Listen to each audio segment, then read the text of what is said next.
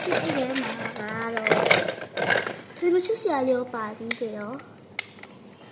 ဒါရောချစ်စရာလေးဒါလေးကတော့ပကံအိုးလေးချစ်စရာလေးအဖြူအောင်ဆွပေါ်တော့တယ်တော်လာဟုတ်လားတော်ချစ်စရာကောင်းပါပေါ့နော်အဲ့ဒီမှာအကေကအာလူလေးရေဦးချောင်းလေးရေကျုပ်လေးထည့်ပြလိုက်ပါမယ်ထည့်ပြတော့ passport နဲ့လုပ်တာနော်ဒီထားရလက်ချစ်စီရတဲ့အမန်းအောင်လည်းအရင်လည်းမမေးဘူးဒါဘလို့တက်ရလဲမသိဘူးတက်လို့ရှိရကောင်းမှမဲခဲ့ပါတော့ဒါလေးကတော့တက်ဆိုင်လဲဆိုတော့ဒီကူရတော့မသိဘူးအဲ့လိုတက်တာမသိဘူးတိုက်ဘူးဝဲတက်ရတာဒီပေါ်မှာဇုံးလေးရတဲ့ချစ်စီရလေးဒီမှာဒါကြတော့နူကလော်ရဲ့ဥစ္စာဒါမျိုးညက်တဲ့ဥစ္စာလားခေါ်တယ်ညက်တဲ့ဥစ္စာဒါလေးကတော့အဲ့လိုကျိုးတွေပါလာချစ်ဆွဲလောက်တဲ့ဥစ္စာလေးရယ်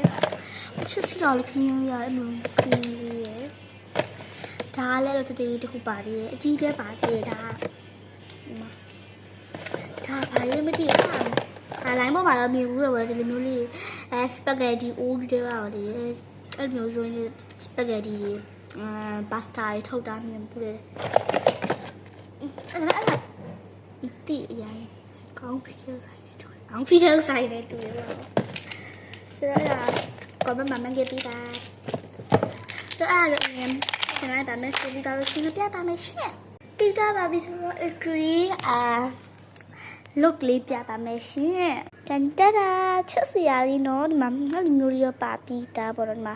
ဒါကတော့ရေထွက်တယ်လို့ပြောတော့အမကလည်းဘယ်ထွက်တာလဲမသိဘူးပေါ့နော်ဆိုတော့ဒီမှာနော်ဒီကြတာလေးဆိုတော့ချစ်စရာလေးပေါ့နော်အဲ့ဒီ sauce ကလေးတော့ရှိထည့်ပြီးကစားလို့ရပါတယ်ဆိုတော့အဲ့ထဲမှာတော့ဒီထဲမှာထည့်ရပစ္စည်းပြပါမယ်ရှင်ဒီကိုဒီထဲမှာထည့်ရ